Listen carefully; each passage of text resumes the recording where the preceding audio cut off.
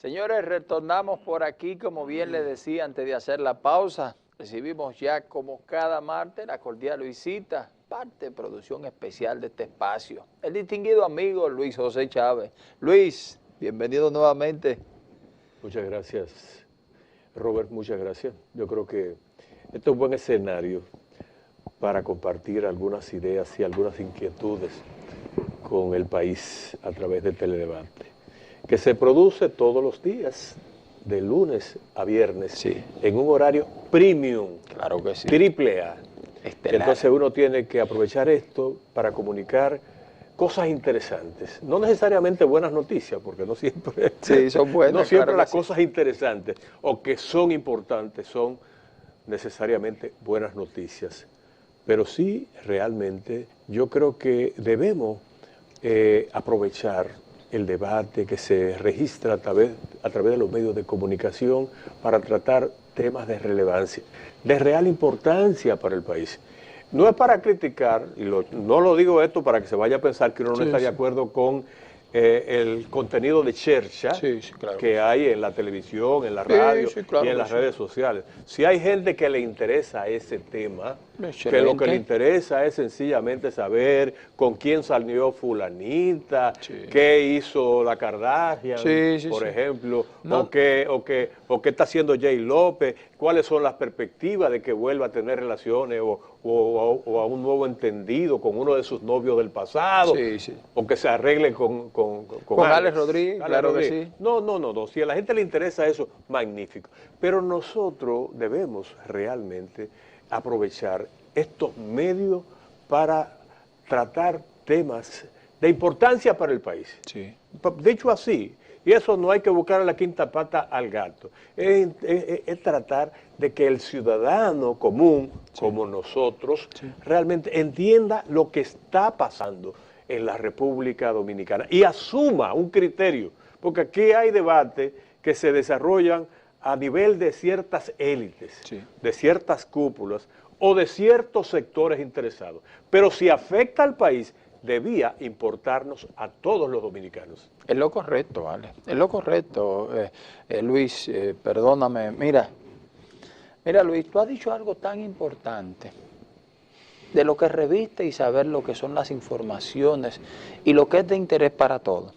Antes de tu llegada, tú recuerdas que ya tú estabas aquí en el espacio, yo estaba tratando el tema de la situación del río Masacre, que sé que porque en otro momento he conversado contigo, cómo tú te identificas con esta situación y lo que eso significa. Y voy a la introducción de tu participación hoy aquí, temas que son de interés reales.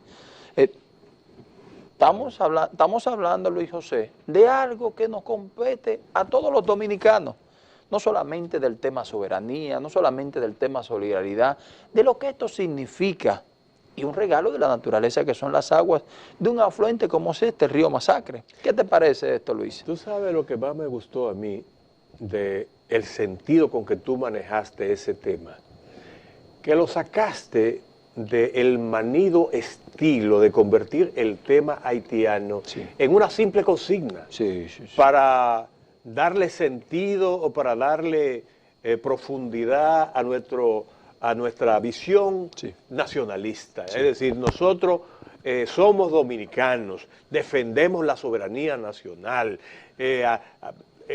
reclamamos que se respete la dignidad de nuestra nación y por lo tanto no queremos nada con los haitianos. No, así no es.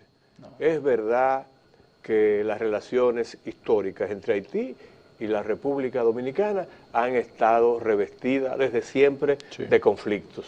Es verdad que hubo una guerra, que nuestra principal lucha de independencia fue contra la ocupación haitiana. Eso es cierto, pero eso pasó. Eso pasó, como pasó también la guerra de independencia de los Estados Unidos. De todos los países del mundo. ¿Y contra quién se independizó Estados Unidos?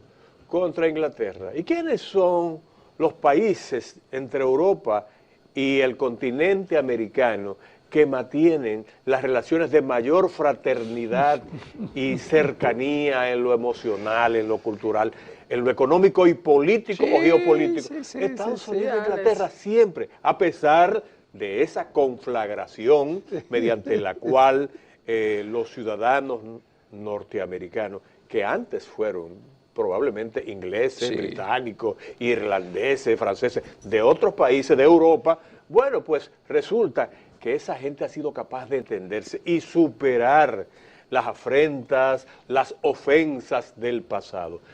Nosotros tenemos que hacer eso, por una razón muy sencilla, porque Haití es también un problema nuestro. A veces decimos, como parte, si se quiere, de un discurso muy cómodo, no, nosotros no tenemos por qué meternos con el problema haitiano, nosotros no tenemos por qué darle la mano a esa gente, eso es un país inviable, que se la arreglen ellos. Y muchas veces dicen los que sustentan ese discurso, eso es un problema de Estados Unidos, de Canadá y de Francia. Sí. Es verdad, puede ser un problema de ellos. Ahora, es principalmente un problema nuestro. Nosotros tenemos en alguna medida que contribuir a darle algún sentido de viabilidad económica, política e institucional a esos hermanos haitianos, que aunque no lo queramos, que no es, evidentemente no es el término que yo asumo, pero aunque muchos dominicanos no queramos tenerlos cerca, están ahí, están muy cerca de nosotros, y ante cualquier crisis grande o pequeña, el camino más corto que tienen los haitianos para buscar una salida es la frontera dominicana. Y es verdad, la idea del presidente de establecer, no un muro, realmente una verja perimetral, Sí, claro. que va a permitir reforzar ciertamente el deslinde fronterizo en los puntos más críticos, porque hay puntos por donde hay un trasiego permanente, no solamente de ciudadanos, de ilegales, sino también de mercancías, todo. de armas, hay acciones delincuenciales, hay haitianos que, por ejemplo, se meten, cruzan la frontera, se llevan reses, chivos, animales de los dominicanos, hacen ciertamente travesuras que nos afectan a nosotros. Pero no podemos olvidar que están ahí y que esa gente evidentemente está movido por necesidades primarias, de hambre. Entonces yo digo, veamos el problema haitiano también como un problema nuestro, involucrémonos, hagamos algunas cosas que hacen algunas naciones desarrolladas con sus ex colonias. Sí. Quizás como un problema de conciencia, pasa los ingleses, los holandeses, los alemanes, los portugueses, con algunos países africanos, claro, o con el caso te iba a decir el caso de los países africanos, no solamente con los portugueses, en la parte de Europa, Italia, viven esa situación. Y muchos de esos países, lógicamente, tuvieron que desarrollar guerras de liberación o de independencia para salir de esos países coloniales, pero lo lograron. Y la verdad es que esas naciones que evidentemente arrastran un atraso histórico y de desarrollo brutal, esas naciones necesitan la mano de los países con mayores niveles de desarrollo, de las grandes potencias económicas del mundo. Y yo digo, guardando la distancia, nosotros tenemos que hacer algo en algunas cosas. Yo digo, ¿qué podríamos nosotros hacer para contribuir a mejorar las condiciones de vida y de viabilidad económica y social del pueblo haitiano? Bueno, algunas cosas podría hacer. Quizás pudiéramos ayudarlos porque nosotros hemos tenido una mayor experiencia y resultados muy buenos, por ejemplo, en la conservación de la naturaleza. Vamos a decir, la conservación de los recursos naturales.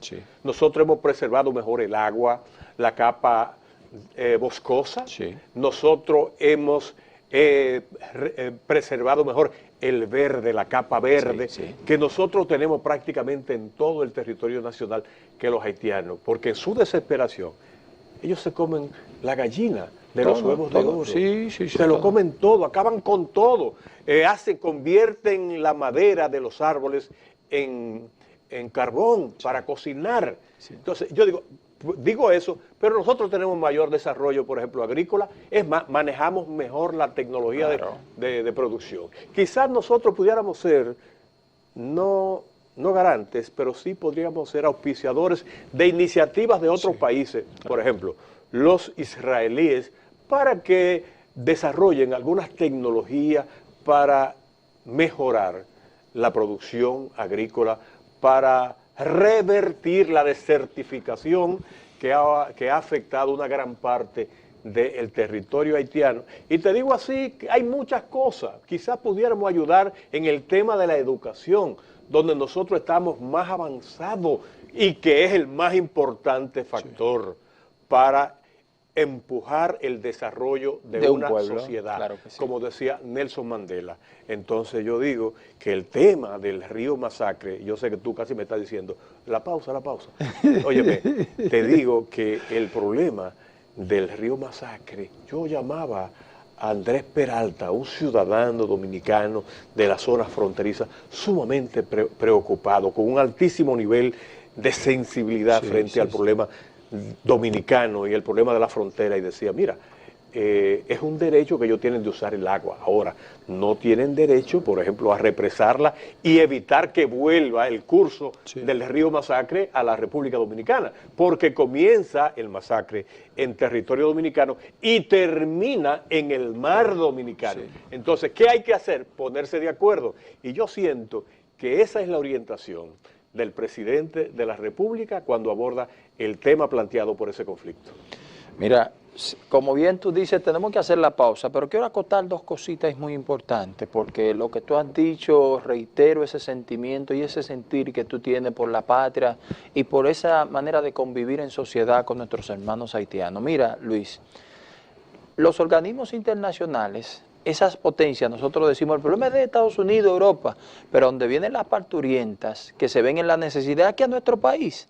Pero no solamente eso, cuando hay necesidad de agua en esa zona, es a nuestro lado que ellos tienen que cruzar para poderla conseguir. No tienen nada. No tienen nada. Entonces, ¿qué te digo, Alex? Yo creo que un regalo de la naturaleza que son las aguas, como bien tú has dicho, y puedo reiterar y lo puedo decir en primera persona, lo que externó el presidente en el día de ayer, yo estaba presente ahí, cuando él decía con sus palabras textuales, tenemos que ponernos de acuerdo a nivel de los organismos internacionales, los acuerdos, a nivel de lo que esto significa, pero sí entendemos que debe ser algo que sea de bien para las dos naciones. Y se pueden producir y se pueden desarrollar proyectos de interés y beneficio común.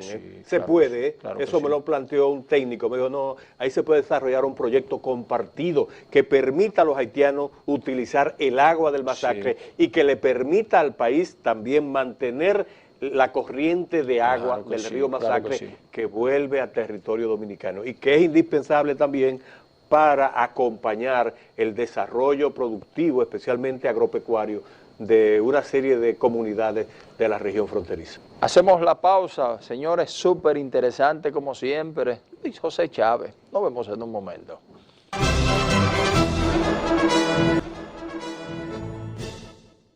Venimos nuevamente por aquí, Luis José. Muy interesante el tema, pero hay mucho más que tratar. Veo que hay un interesante proyecto del senador de María Trinidad Sánchez, Alexis Victoria Yes. Sí, así es. La verdad es que vi esta información en el trayecto de la tarde y hasta, como fue en la computadora, inmediatamente lo limité y lo imprimí. Digo, mira, esto es una buena noticia y hay que compartirla.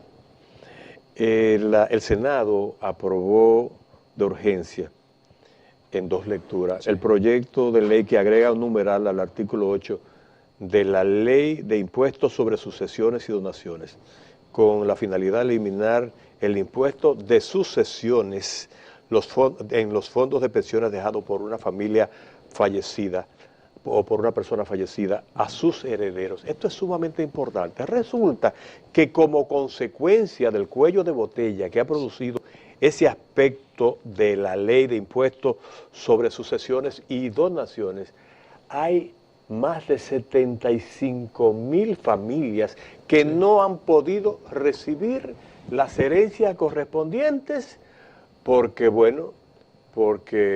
no se ha logrado que esas personas o que se establezcan mecanismos para que esas personas paguen el impuesto. Hay un porcentaje.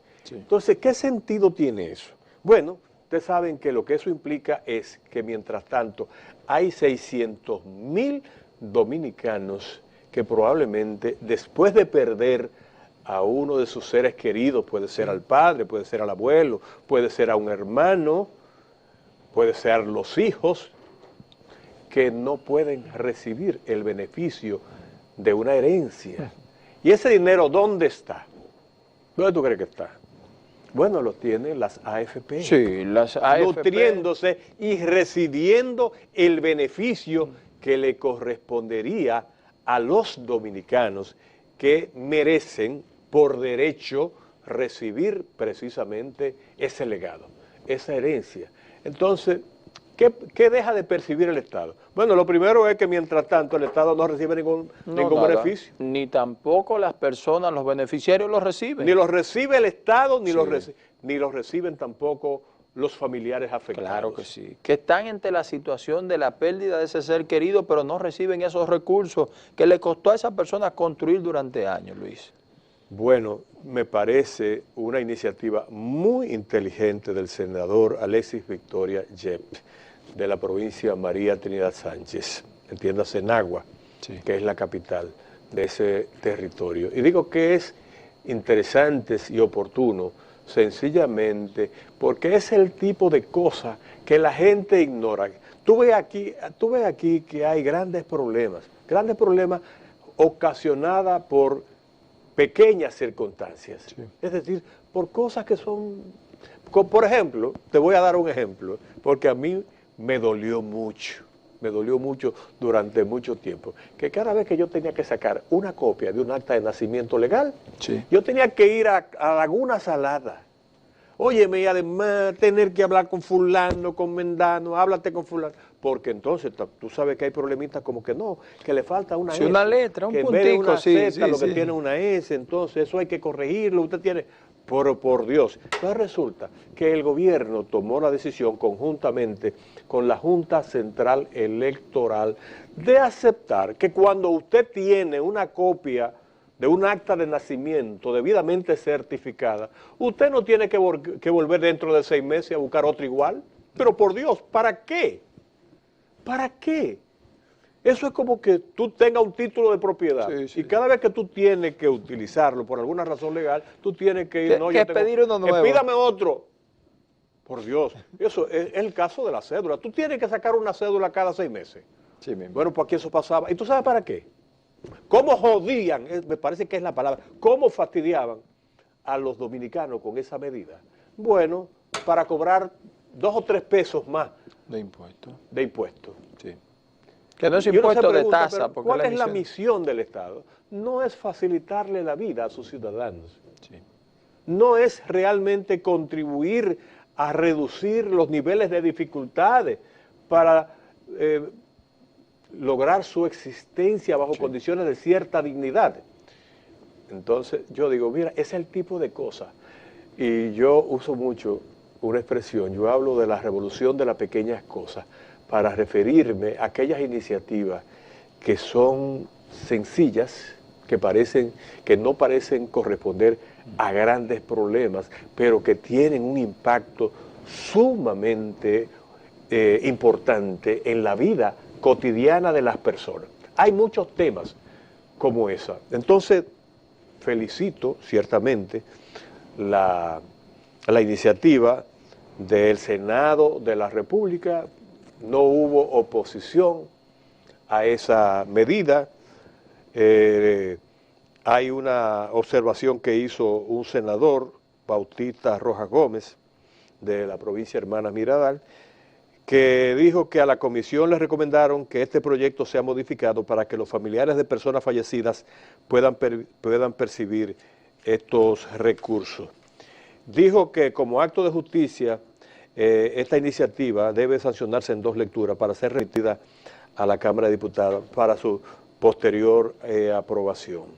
Pero el hecho de que como consecuencia de esa traba establecida por ley, 75,000 familias estén padeciendo penurias por no recibir lo que le corresponde. Ahí me parece realmente que es un acto de justicia sumamente necesario y oportuno. Así que felicito la iniciativa del senador de la provincia María Trinidad Sánchez y espero que no haya ningún tipo de escollo para que ese proyecto no pueda fructificar y lograr el alto interés social que está llamado a que está llamado a reflejar. Así será. Mira, aprovecho pero para seguir en el Senado de la República, hoy también se aprobó en primera lectura el proyecto de ley que crea el Ministerio de la Vivienda. Conjuntamente con esa creación se van a difundir también no solamente la información, sino una serie de instituciones que estaban ahí, que estaban alrededor de eso mismo, manera de disolver, porque hay una serie de instituciones que iban hacia el mismo objetivo. Entonces, creo que este Ministerio de la Vivienda es una buena iniciativa, más aún con el anuncio que hizo la semana pasada el presidente Luis Abinader de iniciar con el plan de viviendas a bajo costo, un proyecto conjuntamente con el INVI y el Banco de Reserva que permitirá el acceso. Esta primera etapa se inició en la zona de Atonuevo, Mano Guayabo, y creo que enhorabuena ya poder ver la llegada de lo que será un Ministerio de la Vivienda, que creo que tú y yo conversamos algo así hace unos días. Claro, pero además lo hemos visto en otro contexto. Tú sabes que el presidente Luis Abinader desde hace mucho tiempo estuvo planteando la necesidad de racionalizar el funcionamiento del Estado, evitando las duplicidades, es decir, o las multiplicidades, porque aquí hay funciones que son ejercidas por 2, 3, 4, 5, 6, pasaba en el transporte, por ejemplo, pero en muchas otras áreas, donde los funcionarios a veces se chocan en el camino, uno en dirección sur y otro en dirección norte, pero buscando lo mismo. No puede ser. En ese sentido, el propio presidente quiso dar el ejemplo. El presidente Abinader, desde que asumió, suprimió una serie de facultades y funciones que había adquirido la presidencia de la República, que no tenían ninguna razón de ser, porque podían ser realizadas por otros organismos del Estado. ¿Tú sabes lo que eso representó en ahorro para el Estado dominicano, en términos inclusive del presupuesto previsto? Bueno, un ahorro de 16.000 millones de pesos. Solo eliminar una serie de funciones que no le correspondían al presidente de la República. Tanto es así que fueron eliminadas y no pasó nada. Eso es así. Óyeme, no se hundió ni siquiera una acera.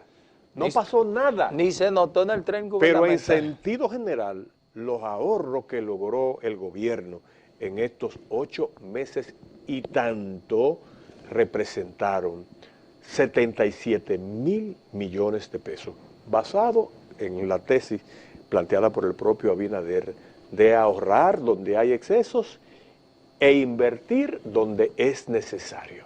Eso, fíjate. Déjame hacer una pausa que te voy a decir parte de esos recursos que se anunció donde se invirtieron en el día de hoy. ¿Qué te parece? Venimos en un momento aquí en su espacio, Teledebate.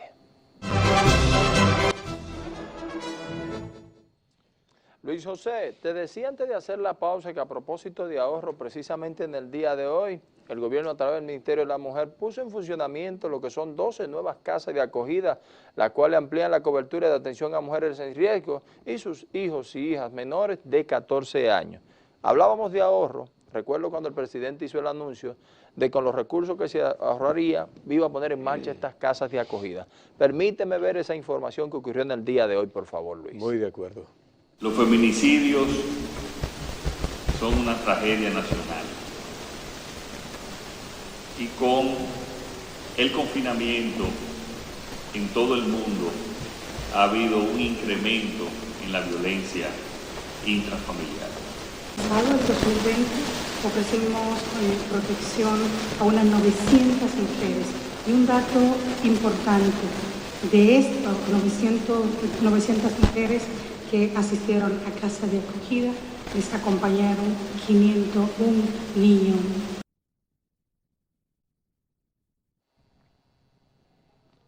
Luis, con ese corte de la cinta quedaron formalmente inauguradas estas 12 casas de acogida. Mira, Luis, lo que significa para una mujer cuando sufre maltrato, cuando sufre daño de su pareja y no tener un lugar donde ir a recogerse, donde ir a tener ese espacio, es muy lamentable. Qué bueno que se aperturan estas 12 casas y la intención fuera que pudieran disgregarse en más lugares de la geografía nacional.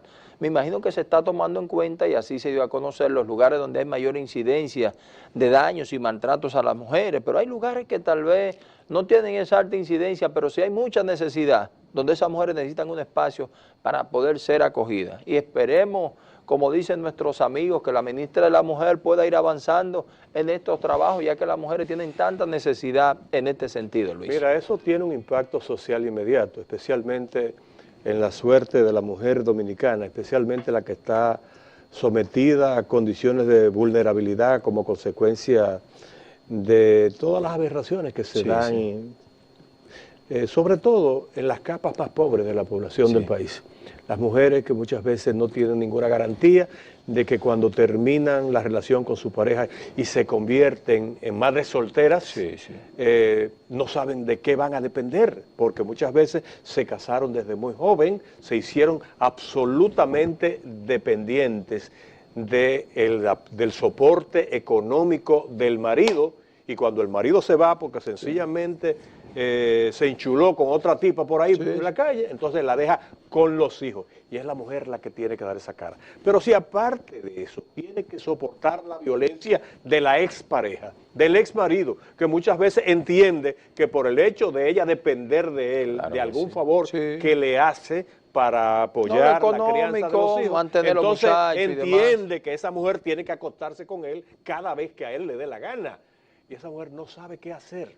Y esa medida ciertamente le ofrece una alternativa. No es la panacea, no es la solución, porque evidentemente nadie quiere estar ni siquiera encerrado en una jaula de oro. Y eso implica que tú tienes que romper con tu familia, con tus amigos, con tu entorno social, para proteger tu vida. Eso es terrible como alternativa de solución. Pero algo es algo. Pero para mí, quizás, la significación más trascendente que tiene esa medida del gobierno, y específicamente del presidente Abinader y del Ministerio de la Mujer, es que hace cumplir la ley. Tú sabes que la ley manda a que en cada municipio del país por lo menos se instale una casa de acogida. Y tú sabes cuántas habían hasta agosto del año 2020, después de 2 periodos de gobierno de un presidente que hizo muchísimos anuncios en favor de la mujer. Habían 3 casas de acogida, 3. Y uno se pregunta, pero ven acá, en un momento en que la República Dominicana realmente registraba índices de crecimiento que andaban entre el 5, el 7 y el 8%, y uno dice, ¿y qué hacíamos? ¿Cómo se reflejaba eso en bienestar de la población dominicana? Porque se supone que, bien, el desarrollo se refleja en muchas cosas, pero donde más debería reflejarse es en reducir la relación de desigualdad que hay entre los que pueden mucho, entre los que tienen mucho, que son pocos, y los que tienen poco, que son la mayoría. Ahí debería ser. Y las mujeres, que son doblemente víctimas y doblemente pobres, porque no se educan, no se forman, aunque eso ha ido cambiando, pero solo con un segmento, especialmente con las muchachas de clase media. Las muchachas pobres, que muchas veces tienen que buscar un marido a los 13, a los 14, a los 15 años, no importa lo que diga la ley, esas muchachas siguen siendo terriblemente vulnerables. Y a ese segmento de la población femenina, yo creo que hay que buscarle o hay que asignarle una atención muy especial. Aplaudo esa iniciativa, pero yo creo que hay que hacer mucho más que contar con casas de acogida. Yo creo entonces, Luis, que no solo el pasado gobierno, yo creo que la pasada compañera del viejo partido del PRD, ¿cómo era que se llamaba la pasada ministra de la Mujer que estaba? Yanet Camilo. Yanet Camilo. Yanet Camilo al parecer como que no estaba gestionando para las mujeres, porque ese dato que tú has dado de 3 casas de acogida durante toda su gestión, sabiendo que una de las principales necesidades es esa. Y entonces, ¿en qué era que estaba la compañera? En organizar el PRD era, porque ella era también secretaria. Que hay funcionarios que prefieren realmente hacer una gestión muy pobre, muy deficiente, muy cuestionable, con tal de colocarse, acomodarse en su zona de confort. Y no cuestionar al presidente y no exigirle nada. Prefieren violar la ley y no hacen nada que ellos entiendan que eso puede molestar al poder. Y eso no debería ser. Luis, óyeme, hermano mío, mira. Luis, vuelvo y te reitero. Nosotros que hemos tenido que tratar con casos de mujeres que son maltratadas, que son acosadas, que son a veces puestas en condiciones, mira, que uno no se le explica por su pareja, que viven buscando un espacio donde puedan ser recibidas. Y que tú me acabas de decir que la pasada gestión del Ministerio de la Mujer apenas dejó 3 casas aperturadas, por Dios. 3 casas de acogida había en el país. Por Dios. Y la ley obligaba, hombre, desde que se creó, a instalar una casa de acogida, por lo menos por cada municipio. Por lo menos, eso quiere decir que en Santo Domingo debían haber 5, 6, 7, 8 o 10. En Santiago debían haber 3 o 4. Y no, en todo el país habían 3 casas de acogida, a pesar de los reclamos y de todas las celebraciones protocolares que se celebraban, por ejemplo, en cada día relacionado con el Día de la No Violencia contra la Mujer. No, pero le fue bien, pudo organizar el PRD, lo que no pudo organizar el Ministerio de la Mujer. Luis, llegamos hasta aquí, mi querido. Muy bien, muchas gracias. Señores, como siempre, agradecer a todos ustedes la gentileza de su sintonía. En nombre de nuestro productor general, don Mario Rivadulla, nos reencontramos ya mañana aquí en esta N16, cuando el reloj marca las 7 de la noche. Ustedes y nosotros vamos a tener un teledebate. Muchas gracias. Mario Rivadulla presenta Teledebate, con la participación